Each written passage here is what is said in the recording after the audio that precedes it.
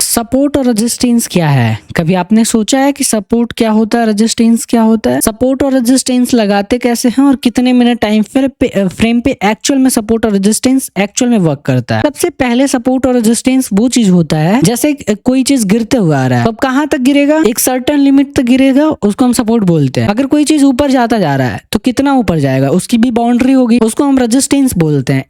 Easy way में समझ लो कि अगर कोई चीज है, ठीक है, अगर यहाँ चल रही है तो फिर वापस ऊपर जाएगी तो उसकी बाउंड्री होगी ना सेट कि हाँ यहाँ तक बाउंड्री है, इसके ऊपर नहीं जा सकता। जैसे कह लो एक हवाई जहाज है, ठीक है, वो धरती से उठा, कहाँ है उसकी बाउंड्री? 35,000 तक है, तो ठीक है, अपनी बाउंड्री तक जाएगा, बाउंड्री से वापस आएगा। उसी तरीके से इस चीज की भी बाउंड्री होती है, ठीक है, रेजिस्टेंस एंड सपोर्ट की भी बाउंड्री होती है कि कहाँ तक जाएगा और क्या करेगा। सबसे पहले रेजिस्टेंस और सपोर्ट को लगाने के लिए आपके पास 30 मिनट का टाइम फ्रेम होना चाहिए। 30 मिनट के टाइम फ्रेम पे मार्केट एक्चुअल में वर्क करता है और ये एक्चुअल में काम करने लायक यहीं पे होता है, 30 मिनट टाइम फ्रेम पे। अब आ गया है, अब लगाना कैसे है? पहले आपको एक लाइन लेना है। अगर लाइन आपको नहीं पता है तो अल्ट के साथ आप टी प्रेस करना। अगर आपके कंप्यूटर कीबोर्ड में देखना, अल्ट के साथ टी प्रेस करना, जो आपका कर्सर है उसको दबाना ऐसे, जैसे कोई आप कोई भी फाइल ओपन करते हो उस तरीके से दबाना, उसको खींच के रखना, ठीक है, ऐसे लग जाएगा। ये तो मैंने जस्ट बताया था। अब देखना सपोर्ट कैसे लगाते हैं। मार्केट जहां पर मल्टीपल बार टच हुआ हो, जैसे कि यहाँ पे देखो, 1 बार, 2 बार, 3 बार और यहाँ पे 4 बार, कह सकते हो कि मार्केट ने टच किया। अभी हमारा क्या बन गया? रेजिस्टेंस बन गया। रेजिस्टेंस को मार्केट ऊपर क्रॉस कर दे तो अब ये सपोर्ट की तरह ट्रीट करेगा। जैसे आपको नहीं विश्वास है तो मैं इधर दिखाता हूँ। हाँ, ये देखो, थोड़ा बहुत अगर टच में बाकी रहा ना, जैसे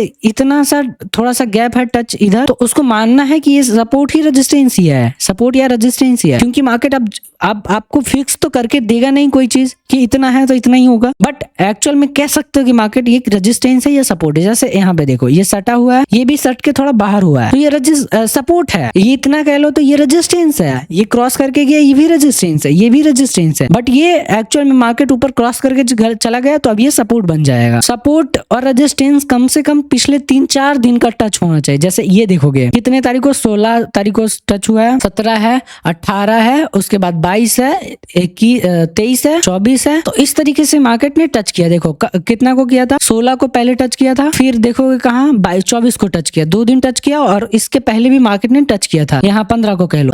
तो इतने बार, मल्टीपल बार, 3 बार टच हुआ है। तो इसी तरीके से सपोर्ट और रेजिस्टेंस लगाते हैं कि मल्टीपल बार टच हो, उसी को सपोर्ट और रेजिस्टेंस हम मान के एक्चुअल में चलते हैं। वही काम भी करता है मार्केट में। अगर आपको सपोर्ट और रेजिस्टेंस से रिलेटेड कोई भी ऐसा दिक्कत लग रहा है तो कमेंट में पूछना, मैं एक और नए सेपरेट वीडियो बना दूंगा।